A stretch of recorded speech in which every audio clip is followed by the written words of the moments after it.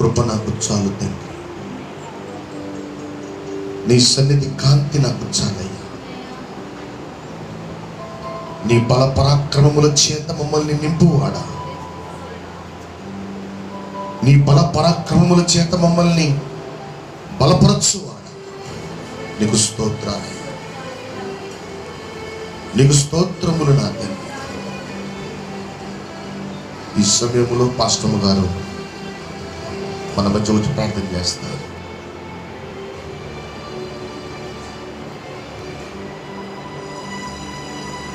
ఈ సమయంలో పాస్టమ్ గారు ప్రార్థన చేస్తారు.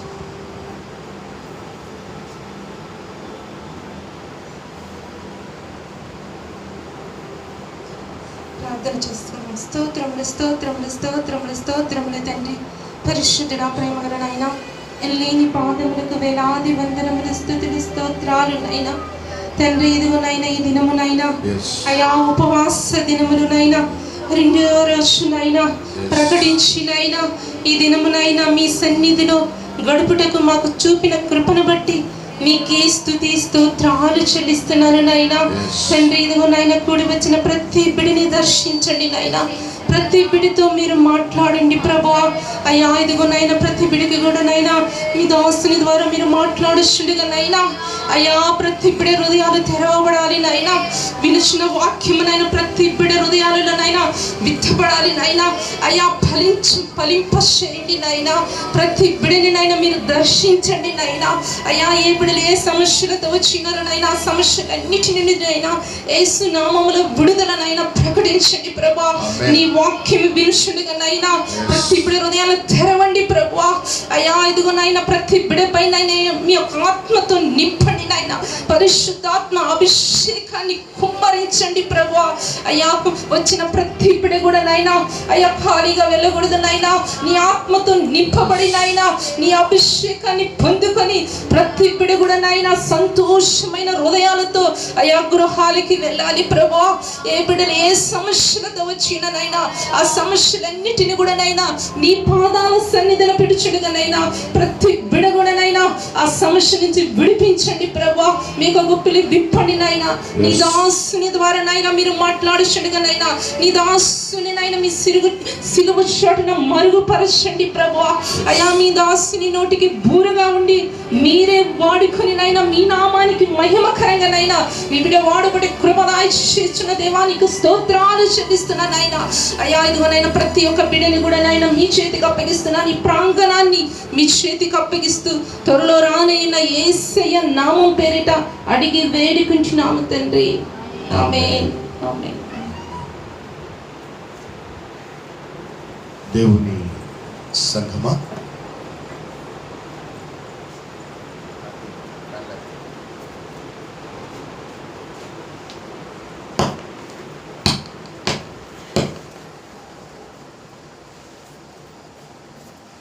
దేవుని సంఘమా, ఈ దిన ఉదయకాల సమయంలో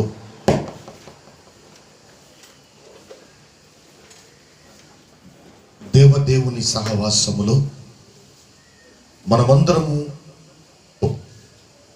మనమందరము ఒక సంఘముగా కూడి మన ప్రభువుతో ఈ విధంగా మనం సహవాసము చేయడానికి మన ప్రభు మనకి ఇచ్చినటువంటి మరొక అవకాశం. వాస్తవానికి ఈ అవకాశము లేక ఈరోజు ఎంతో మంది, వేలు కాదు లక్షలు, ఈ లోకాన్ని విడిచిపెట్టినటువంటి వాళ్ళు ఉన్నారు.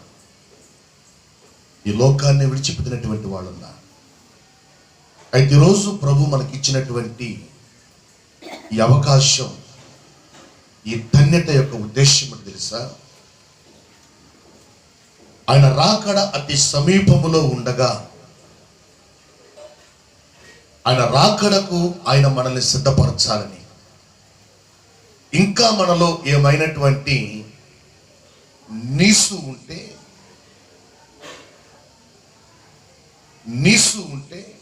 నీసంటే పాపం, దేవుని వాక్యము చేత ఆ నీసుని కడుక్కొని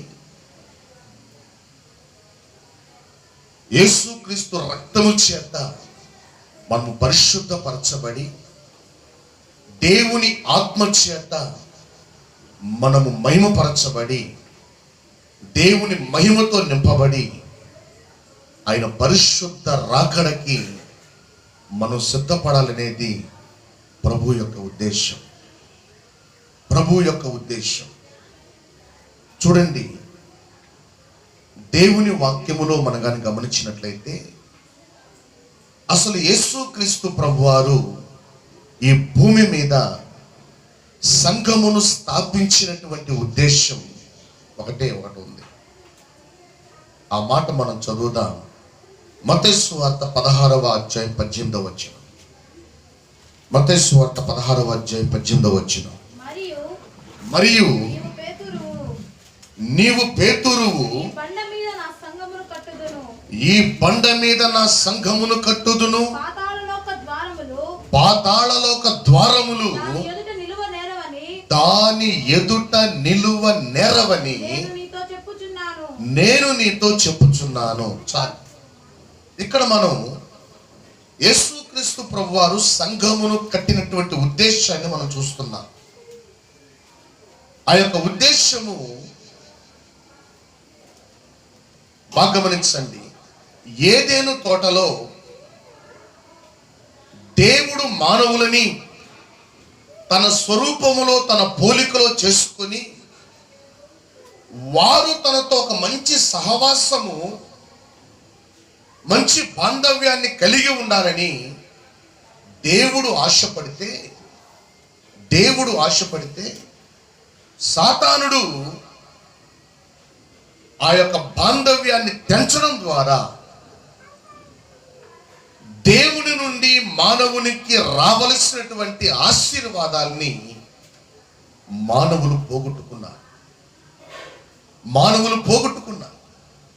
మరలా మానవులు ఆ ఆశీర్వాదాన్ని అనుభవించాలంటే దేవునికి మానవునికి మధ్య చిచ్చులు పెడుతున్నటువంటి, దేవునికి మానవునికి మధ్య ప్రవేశించి ఒక అడ్డు బండగా ఉన్నటువంటి అపవాదిని, వాడి కార్యములను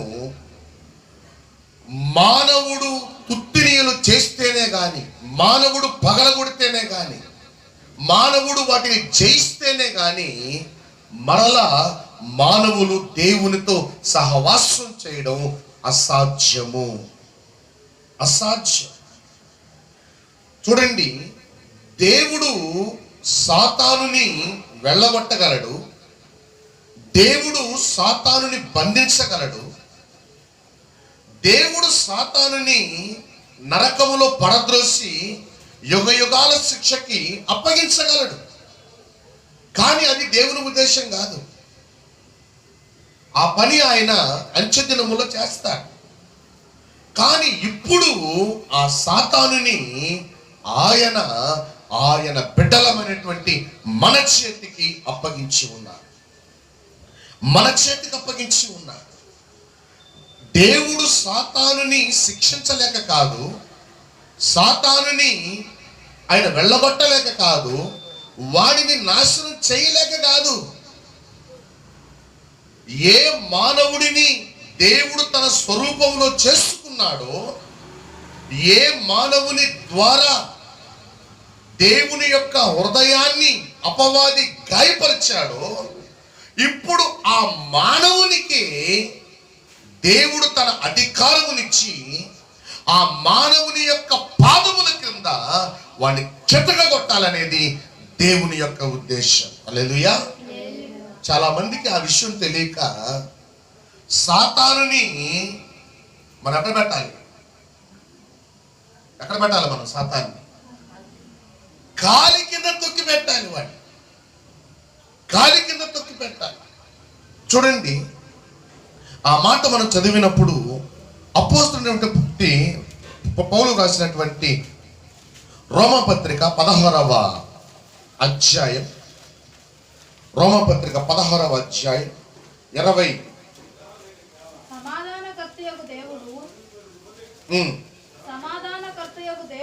సమాధానకర్తయగు దేవుడు సాతానును కాళ్ళ కింద శీఘ్రముగా చితక తప్పించి సాతానును మీ కాళ్ళ క్రింద, ఆయన కాళ్ళ కింద కాదు.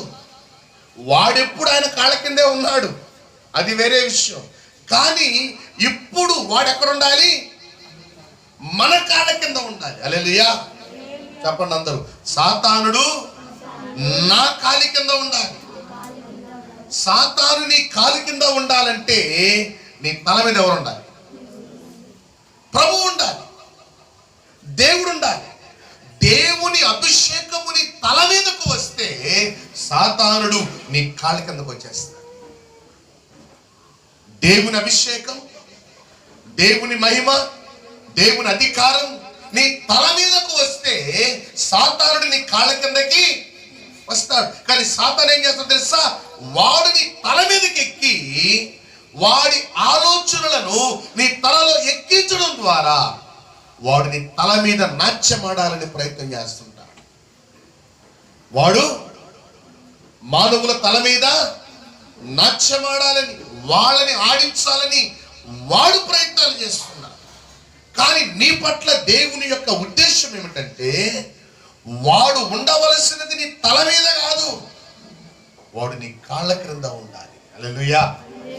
వాడు నీ కాళ్ళ క్రింద ఉండాలంటే దేవుని సన్నిధి, దేవుని వాక్యము నీ తలలో ఉండాలి. నీ తలలో దేవుని వాక్యం ఉందా? నీ తలలో దేవుని గూర్చిన తలంపులు ఉన్నాయా? నీ తలలో దేవుని గూర్చిన ఆలోచనలు ఉన్నాయా? లేక ఈ లోక సంబంధమైనటువంటి ఆలోచనలతో, పాపపు ఆలోచనలతో, సాతాను సంబంధమైనటువంటి ఆలోచనలతో నీ తల నిండిపోయి ఉందా? నీ తల నిండిపోయి ఉంది. యేసుక్రీస్తు ప్రభువారు సిలువలో వేలాడక మునుపు ఆయన తల మీద ముళ్ళ కిరీటం పెట్టబడింది. యేసు ప్రభువారి యొక్క తల మీద ముండ్ల కిరీటం పెట్టబడింది. ఆయన తలలో నుండి రక్తము ధారలుగా కార్చబడింది. ఎందుకు తెలుసా? మన పాపపు తలంపులకు ప్రతిగా ఆయన తల మీద ముళ్ళ కిరీటము అనేటువంటి ఒక శిక్షను ఆయన భరించాడు. ఆయన భరించాడు. చాలాసార్లు మన తలంపులని మనం కంట్రోల్ చేసుకోలేము. మనం ఎంత వద్దనుకున్నా, ఎంత తీసివేసుకుంటున్నా కానీ కొన్నిసార్లు అవి మరలా మరలా మరలా మరలా మన తలలో స్టోర్ అయిపోతా ఉంటాయి. నువ్వు ప్రయత్నిస్తుంటావు, ప్రభువా అవి నాకు వద్దు, వాటిని తీసేయి, వాటిని తీసేయి, వాటిని తీసేయి అంటుంటావు. కానీ అవి మాత్రం ఆ స్టోరేజ్లో అలాగే ఉండిపోతున్నాయి, కానీ అవి డిలీట్ అయిపోవట్లేదు. కారణం ఏంటి తెలుసా? నీ తలంపుల నుండి నువ్వు విడిపించబడాలని ఒక పశ్చాత్తాపం అనేటువంటి హృదయంతో, ఒక పశ్చాత్తాపం అనేటువంటి మనస్సుతో నీవు దేవునికి ప్రార్థన చేయట్లేదు. నీవు దేవునికి ప్రార్థన చేయట్లేదు. నీవు ఎప్పుడైతే నిజమైనటువంటి పశ్చాత్తాపమును కలిగి ఆ చెడు తలంపులను తీసివేయమని నువ్వు దేవునికి యథార్థమైన హృదయంతో ప్రార్థన చేస్తావో నీ ప్రతి తలంపుని ఆయన తీసివేస్తాడు. హల్లెలూయా. నీ ప్రతి తలంపుని ఆయన తీసివేస్తాడు. నీ ప్రతి తలంపుని ఆయన పరిశుద్ధపరుస్తాడు. పరిశుద్ధాత్మ దేవుడు నీ తల మీదకు వస్తే, పరిశుద్ధాత్మ దేవుడు నీ తల లోపలికి వస్తే, నీ ఆలోచనలోనికి వస్తే తన వాక్యము చేత ఆయన నీ యొక్క ఆలోచనలని, నీ తలంపులని, నీ మనస్సుని నింపుతాడు. ఆయన నింపుతాడు.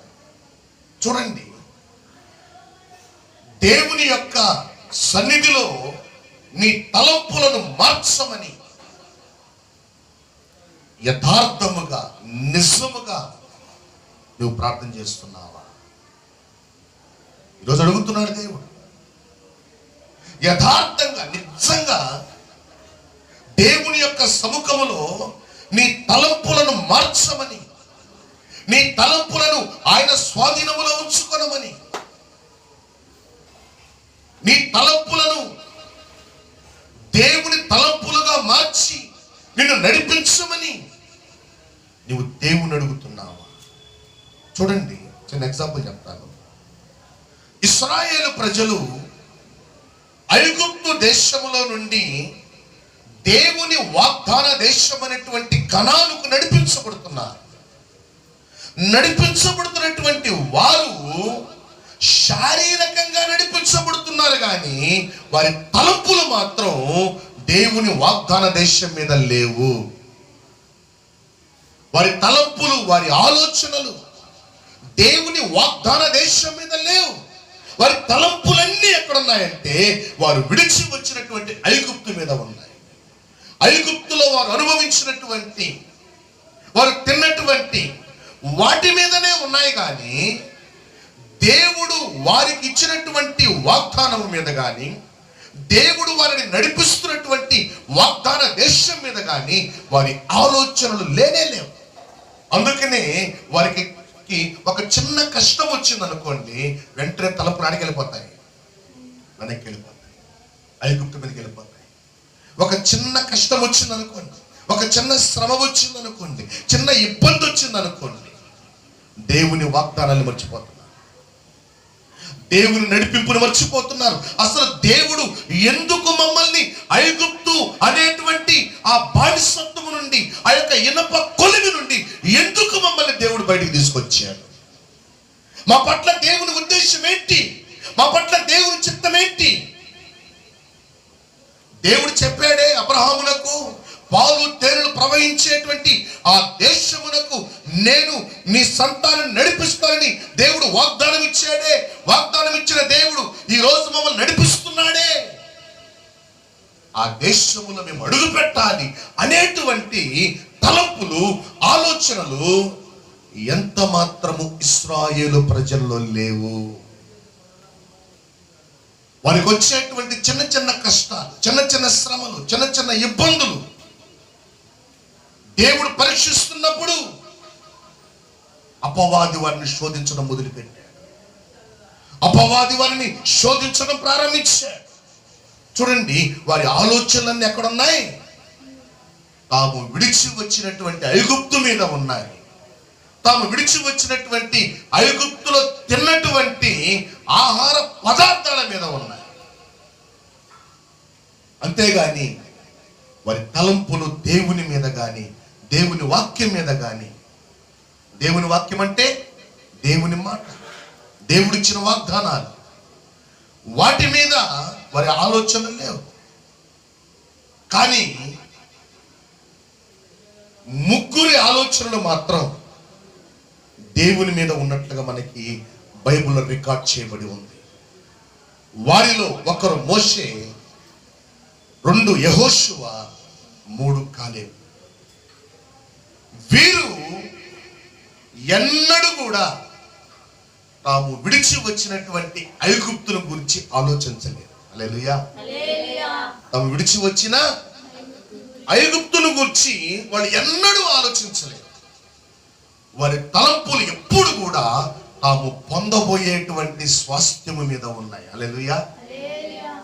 దేవుడు తమను ఎందుకు పిలిచాడో, ఏ వాగ్దానం ఇచ్చి పిలిచాడో, దేన్ని స్వతంత్రించుకోవడానికి దేవుడు తమను పిలిచాడో, నడిపించాడో, దాన్ని స్వతంత్రించుకునేటువంటి వాటి మీద వారి కనుదృష్టి ఉండింది.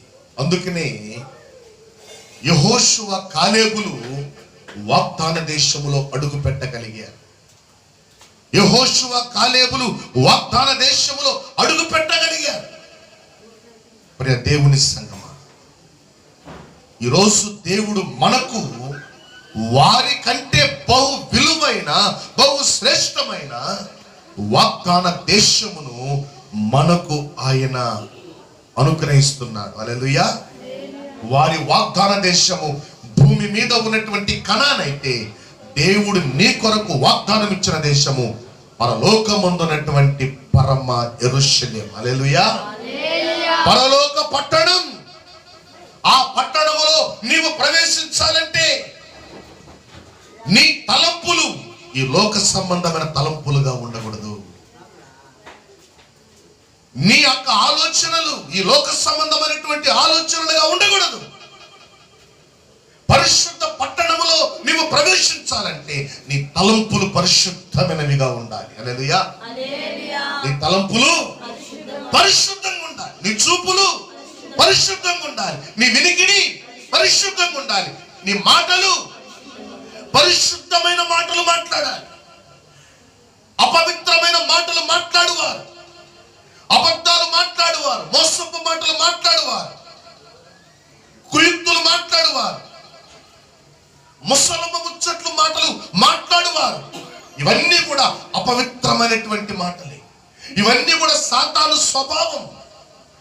ఈ యొక్క సాతాను స్వభావ సంబంధమైన మాటలు మాట్లాడువారు రేపు వాడితో పాటు నిత్య నరకాగ్నిగుండములో ఉంటారు. రేపు వాడితో పాటు అగ్నిగుండములో కాలిపోతారు. కానీ ప్రియ దేవుని సంగమా, పరిశుద్ధ పట్టణములో దేవుని వాగ్దాన దేశములో నీవు ప్రవేశించాలంటే దేవుని వాక్యం అంటుంది, నీ తలంపులు దేవుని తలంపులుగా మార్చబడాలి. ఉన్నాయా? నువ్వు ఎక్కువగా ఎవరి గురించి ఆలోచిస్తుంటావు? దావీదు అంటున్నాడు, ప్రభువా నీ తలంపులు నాకెంత ప్రియమైనవి.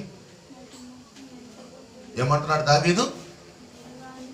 నీ తలంపులు నాకెంత. మన తలంపులను ఎవరి గురించి ఉంటాయి? పనికి మాలవాడి గురించి ఉంటాయి. దేవుని నుండి మనకు ఆశీర్వాదం తీసుకురాలేని వాటి గురించి ఎక్కువగా మనం ఆలోచన చేస్తుంటాం కదా. లోకస్తులకి నీకు ఏమైనా తేడా ఉందా? నీ యొక్క ఆలోచన విధానములో ఒక్కసారి కంపేర్ చేసుకోండి.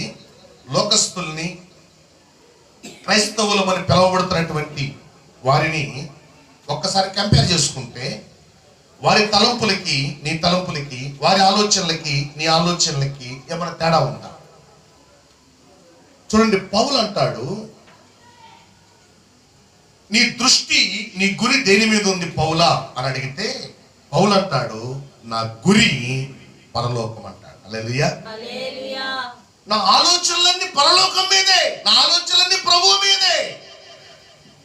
నా ప్రతి తలంపు, నా ప్రతి ఆలోచన, నా ప్రతి నడక, నా జీవితమే ఆయన అంటాడు పౌలు. హల్లెలూయా.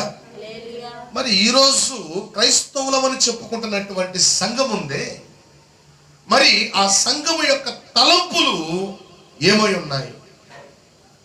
వేటి గురించి ఎక్కువగా ఆలోచన చేస్తుంటావు? చూడండి, 2 తలంపుల గురించి చెప్తాను, వినండి. లూకా సువార్త 12వ అధ్యాయములో ధనవంతుడు మనకు కనిపిస్తాడు. బైబిల్ తీయబడలేదు. లూకా సువార్త 12వ అధ్యాయంలో ధనవంతుడు కనిపిస్తాడు. ఈ ధనవంతుని గురించి ఒక మాట యేసు ప్రభు ముందుగా చెబుతూ ఆయన ఏమంటాడంటే, ఒకని కలిమి విస్తరించుట వాని జీవమునకు మూలము కాదు. హల్లెలూయా. ఒకని కలిమి విస్తరించుట వాని జీవమునకు మూలము. ఒకరి డబ్బు విస్తరించుట వలన వాని జీవము నిలబడదు.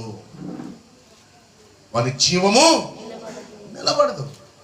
ప్రియ దేవుని సంగమా, ఆ ధనవంతుడు అనుకున్నాడు, నా పొలము విస్తారంగా పండింది, నా కొట్లు విప్పి వాటికంటే పెద్ద కొట్లు కట్టుకుంటాను, నా ధాన్యం అంతా దాంట్లో నేను స్టోర్ చేసుకుంటాను.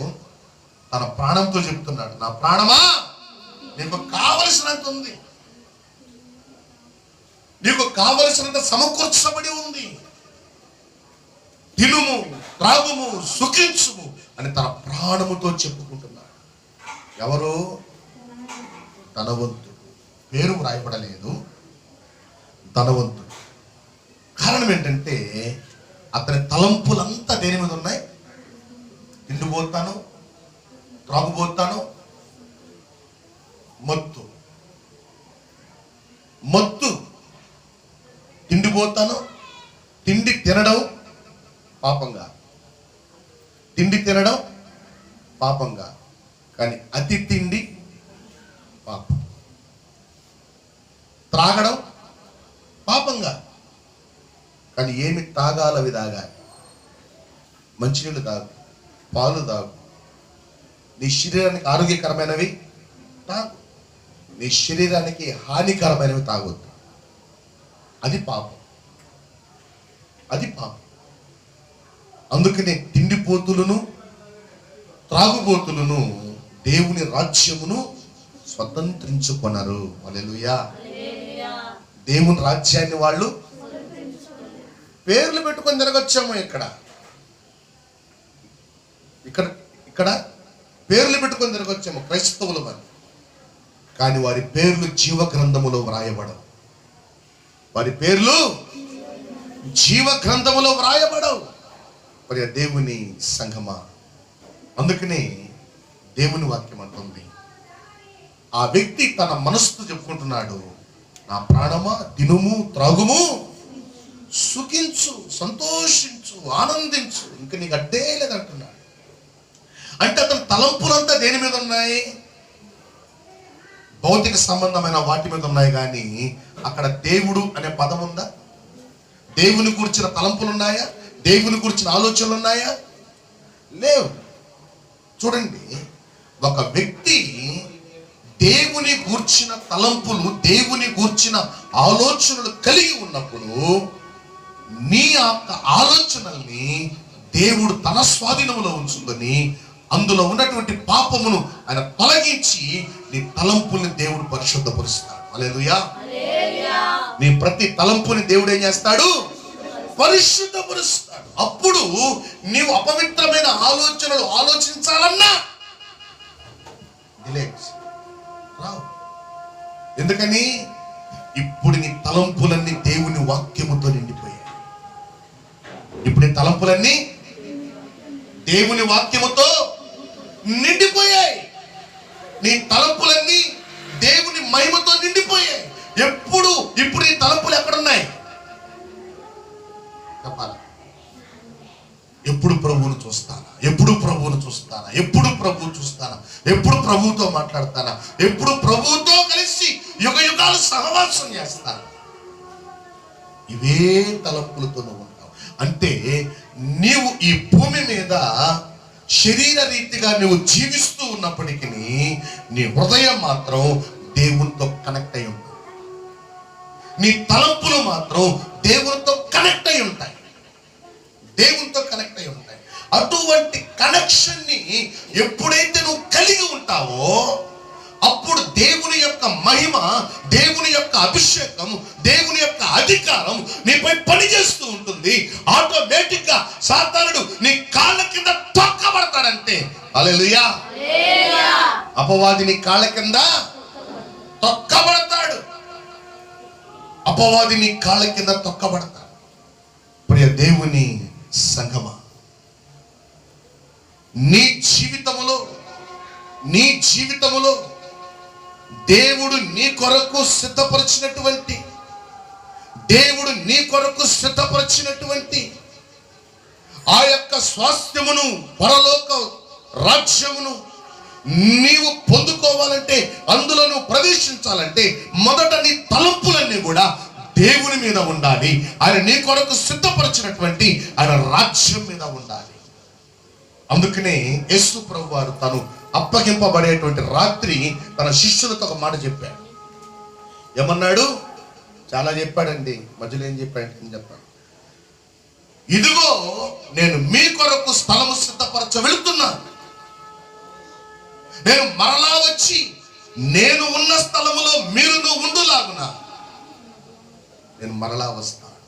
మిమ్మల్ని తీసుకువెళ్ళడానికి నేను మరలా వస్తాను. యేసు ప్రభు మొదటి రాకడలో ఆయన తన మహిమ స్వరూపమును విడిచిపెట్టి మానవుడిగా, రిక్తుడిగా ఈ లోకములో అవతరించాడు. ఎందుకో తెలుసా? పాపములో పొరలాడుతున్నటువంటి నిన్ను, పాపములో బలహీన పడిపోయి ఉన్నటువంటి నిన్ను, దేవుని మహిమకు దూరమైపోయి ఉన్నటువంటి నిన్ను ఆయన తన పరిశుద్ధ రక్తముతో కడిగి పవిత్రపరచడానికి, నిన్ను శుద్ధి చేయడానికి ఆయన తన మొదటి రాకడలో వచ్చాడు. హల్లెలూయా. ఆయన తన మొదటి రాకడలో ఎందుకు వచ్చాడు? పాపములో ఉన్న వారిని పరిశుద్ధులుగా మార్చడానికి.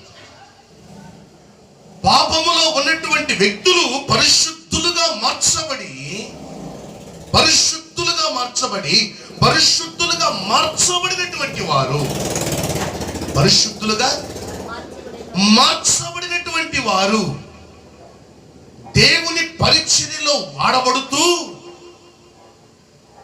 పాపులు కాదు, ఆయన సంఘము పరిశుద్ధమైనటువంటి సంఘం. ఆయన సంఘములో పరిచర్య చేసే పరిచారకులు కూడా ఎట్లా ఉండాలి? బయట తాగేసి వచ్చి మేము మందిరం చెమతాం, మేము మందిరం ఓడస్తాం, అవి చేస్తాం, ఇవి చేస్తాం అంటే దేవునికి మార్కులు వేస్తాడా? ఒకవేళ నా పక్కన ఉన్నటువంటి విశ్వాసులు అనుకోవచ్చు, పక్కన ఉన్న విశ్వాసులు భలే చేస్తున్నారా పరిచర్యలు మందిరంలో అనుకొని నీకు మార్కులు వేయించావు, కానీ నీకు మార్కులు అక్కడ పడవు. పరిశుద్ధుడైన దేవుడు నీకు మార్కులు వేయాలంటే పరిశుద్ధమైనటువంటి దేవుని పరిచర్య నువ్వు చేసేటప్పుడు మొదట నీ హృదయం పరిశుద్ధంగా ఉండాలి. హల్లెలూయా. నీ తలంపులు పరిశుద్ధంగా ఉండాలి. నీ తలంపుల్లో ఇంత పాపాన్ని పెట్టుకొని, నీ హృదయంలో ఇంత పాపాన్ని దాచిపెట్టుకొని, అతిక్రమాన్ని దాచిపెట్టుకొని పరిశుద్ధుడైన దేవుని పరిచయం నువ్వేం చేస్తావు? పాపము వలన వచ్చు జీతము మరణం. అంటే ఒక వ్యక్తి పాపము చేస్తున్నాడంటే ఆ వ్యక్తి ఎక్కడున్నాడు? మరణము క్రింద ఉన్నాడు. నిత్య మరణము క్రింద, నిత్య నరకాగ్ని గుండపు అనుభవములో ఆ వ్యక్తి ఉన్నాడని అర్థం. ఆ వ్యక్తి ఉన్నాడు. పరిశుద్ధుడైనటువంటి దేవుని పరిచర్య చేసే పరిచారకులు ఎలా ఉండాలి? వారు కూడా పరిశుద్ధులుగానే ఉండాలి. వారు కూడా పరిశుద్ధులుగా ఉండాలి. నీవు పరిశుద్ధపరచబడాలి. అందుకనే తిమోతికి రాసినటువంటి మొదటి పత్రిక 3వ అధ్యాయములో అధ్యక్షుడు ఎలా ఉండాలి, పరిచారకులు ఎలా ఉండాలి, సంఘములో దేవుని సేవ చేసేటువంటి వాళ్ళు ఎలా ఉండాలి అనేటువంటి ఒక లిస్టుని రాశాడు.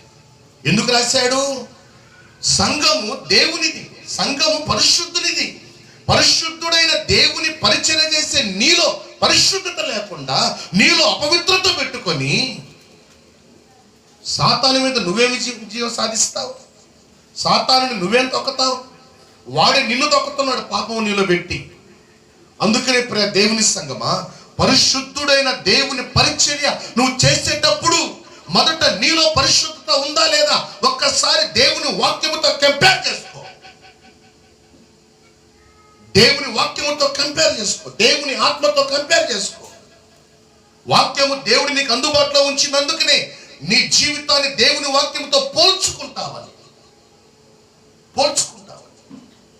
కొంతమందికి దేవుని గురించిన భయం ఉండదు, కొంతమందికి దేవుని గురించిన జ్ఞానం ఉండదు.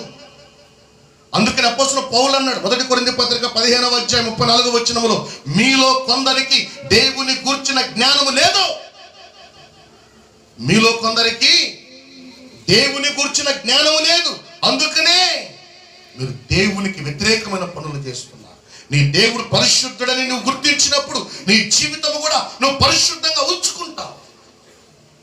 కొంతమందికి దేవుని గురించిన భయం ఉండదు. అందుకనే మాటలు తేలిక వదిలేస్తుంటారు. అవి బూతు మాటలైనా, అవి చెడ్డ మాటలైనా, అబద్ధాలైనా, మోసపు మాటలైనా చాలా ఈజీగా మాట్లాడేస్తారు. దాన్ని బట్టి అర్థమేంటుంది తెలుసా? నువ్వు ఇంకా సాతాను సంబంధిగా ఉన్నావు. నీ నోరు సాతాను ఆధ్వర్యములో నడుస్తోంది.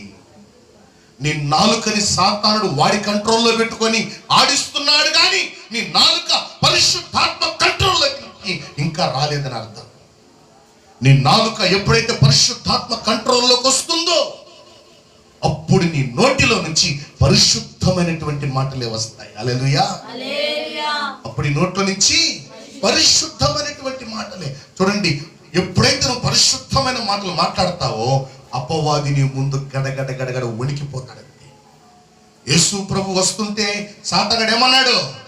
అయ్యా, నువ్వు దేవుని పరిశుద్ధుడివి, మమ్మల్ని వెళ్ళగొట్టడానికి వచ్చేసావా? మా కాలము రాక మునిపే వచ్చేసావా? ఎందుకని? ఆయన నోటిలో పరిశుద్ధమైన మాట ఒక్కటి రిలీజ్ అయితే ఇక సాతానుడు అక్కడ ఉంటాడు, ఇంకా పారిపోవడమే. హల్లెలూయా. అందుకనే ప్రియ దేవుని బిడ్డ, దేవుడు నీ నోటిని తన పరిశుద్ధమైన నోరుగా మార్చాలని ఆయన ఇష్టపడుతున్నాడు.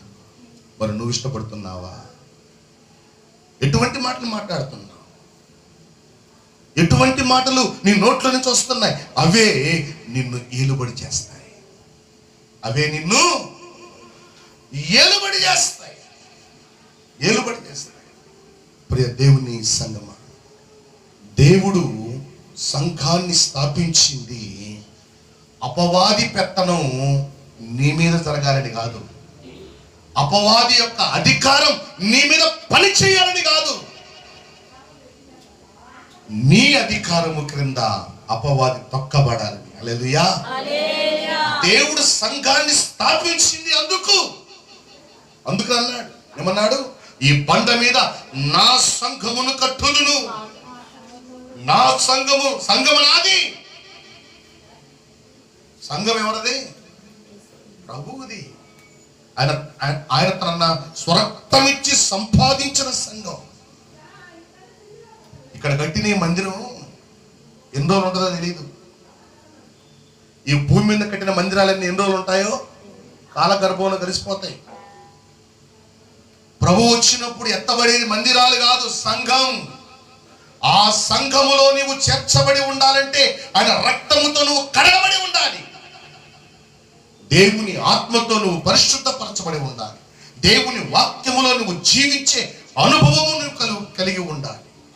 ఎప్పుడైతే ఆ అనుభవాన్ని నువ్వు కలిగి ఉంటావో అప్పుడే అపవాది యొక్క ప్రభావం నీ ముందు పని చేయదు. హల్లెలూయా. అందుకనే ప్రియ దేవుని సంగమా, నీ తలంపులు ఎలా ఉన్నాయి? నీ ఆలోచనలు ఎలా ఉన్నాయి? నీ మాటలు ఎలా ఉన్నాయి? నీ ప్రవర్తన ఎలా ఉంది? నీ దేవునికి తగినట్లుగా ఉందా? నీ దేవునికి తగినట్లుగా ఉందా? తగినట్లుగా ఉంటే ప్రభు అన్నాడు, చూడండి, నేను వచ్చినప్పుడు నేను ఉన్న స్థలములో మీరును ఉండులాగున నేను మిమ్మల్ని తీసుకువెళ్తాను. ఆయన వచ్చినటువంటి మొదటిది అక్కడ ఉద్దేశం ఏంటి? పాపులని పరిశుద్ధులుగా మార్చడం. పరిశుద్ధులు ఏం చేయాలి? పరిశుద్ధుడైన దేవుని పరిచర్య చేయాలి. పేతురుని, యోహానుని, యాకోబుని, 12 మందిని, పౌలుని దేవుడు ఎన్నుకున్నాడు. ఎన్నుకుని పరిశుద్ధపరిచ ఏం చేశాడు? తన పరిచర్య అప్పగించాడు. ఎవరికి అప్పగించాడు పరిచర్య?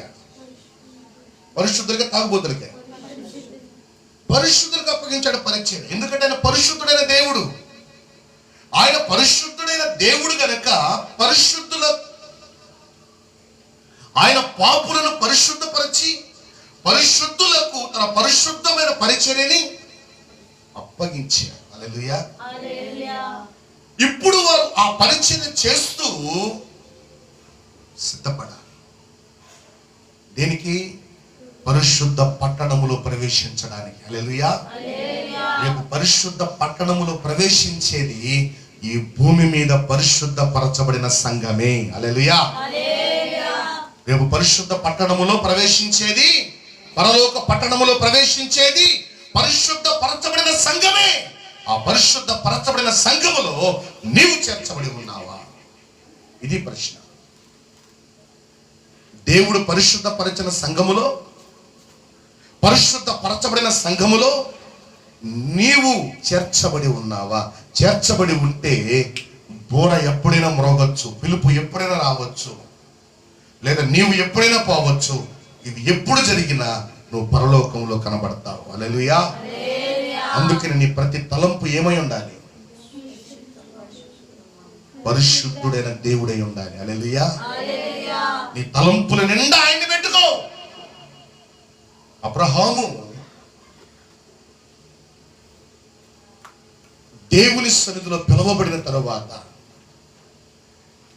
అబ్రహాము యొక్క ఆలోచన విధానాన్ని దేవుడు మార్చేశాడు. హల్లెలూయా. అందుకని హెబ్రీ పత్రిక 11వ అధ్యాయం 10వ వచనంలో ఒక మాట ఉంది. దేవుడు దేనికి శిల్పియును నిర్మాణకుడినై ఉన్నాడో పునాదులు గల ఆ పట్టణము కొరకు అబ్రహాము చెప్పాలా? ఎదురు చూస్తున్నాడు. దేని కొరకు ఎదురు చూస్తున్నాడు? దేవుడు తన స్వాస్థములతో నిర్మించిన పరిశుద్ధ పట్టణము కొరకు అబ్రహాము ఎదురు చూస్తున్నాడు. అబ్రహాము జీవించిన కాలం ఇప్పటికీ ఎన్నేళ్ళు? 4000 సంవత్సరాలు. ఎన్ని సంవత్సరాలు?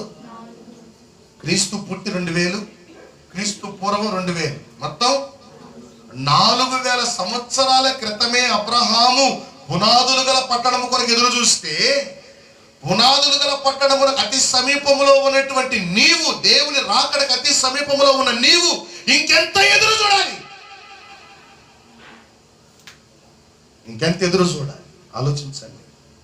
అందుకని ప్రియ దేవుని సంగమా, ఈ 2వ రోజు ఉపవాస ప్రార్థనలో ప్రభు మనకిస్తున్నటువంటి, సంఘానికి ఇస్తున్నటువంటి హెచ్చరిక, ఆయన మొదటి రాకడలో పాపులను పరిశుద్ధపరిచేటువంటి పరిచర్య చేయడానికి వచ్చాడు.